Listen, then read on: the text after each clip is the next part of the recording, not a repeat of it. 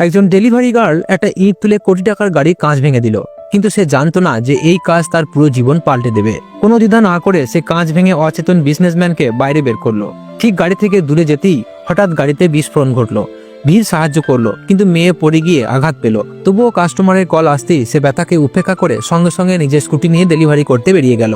কিন্তু ঠিক তখনই সামনে থেকে অনেকগুলো লাক্সারি কার এসে দাঁড়ালো। আসলে যাকে সে বাঁচিয়েছিল সে ছিল অগণিত সম্পদের মালিক। আসলে তার নিরাপত্তা ব্যবস্থা ব্যর্থ হয়েছিল। দয়া করে আমাদের ক্ষমা করুন স্যার, এটা শুধু একটা ডেলিভারি গার্ল ছিল, কিন্তু সিসিটিভি ফুটেজ নষ্ট করে দেওয়া হয়েছিল।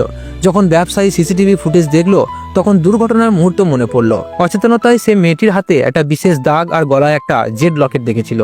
সে সঙ্গে সঙ্গে সহকারীকে আদেশ দিল সেই মেয়েকে খুঁজে বের করতে, কারণ সে তার জীবন রক্ষা করেছে আর সে তাকে নিজের জীবন সঙ্গিনী করতে চায়। এদিকে মেয়েটি জানতে পারলো যে তার মা হাসপাতালে গুরুতর অবস্থায় রয়েছে। ডাক্তার বলল 3 দিনের মধ্যে কয়েক লাখ টাকা না দিলে তার মা আর বাঁচবে না। কিন্তু ডেলিভারি গার্লের কাছে এত টাকাও তো ছিল না। হঠাৎ তার মনে পড়লো তাদের একটা পুরনো বাড়ি রয়েছে যা বিক্রি করা যেতে পারে। বাড়ি যাওয়ার পথে কাকতালীয়ভাবে তার ধাক্কা খেয়ে দেখা হয়ে গেল সেই ব্যবসায়ীর সঙ্গে। তখন ব্যবসায়ী মেয়েটির হাতে সেই একই দাগ দেখতে পেল। সরি স্যার, আমাকে আমার মায়ের সাহায্য করতে হবে, আমি এখন থামতে পারবো না বলে মেয়েটি চলে গেল। ব্যবসায়ী ভাবনায় পড়ে গেল। অ্যাসিস্ট্যান্ট তাকে একটা রিপোর্ট দেখালো যেখানে লেখা ছিল মেয়েটির বাবা ঋণে ডুবে থাকা একজন জুয়ারি। ব্যবসায়ী সঙ্গে সঙ্গে তাকে সাহায্য করার উদ্দেশ্যে বেরিয়ে পড়লো। এদিকে মেয়েটি বাড়ি গিয়ে দেখলো যে কিছু গুন্ডা তার বাবাকে বন্দি করে রেখেছে।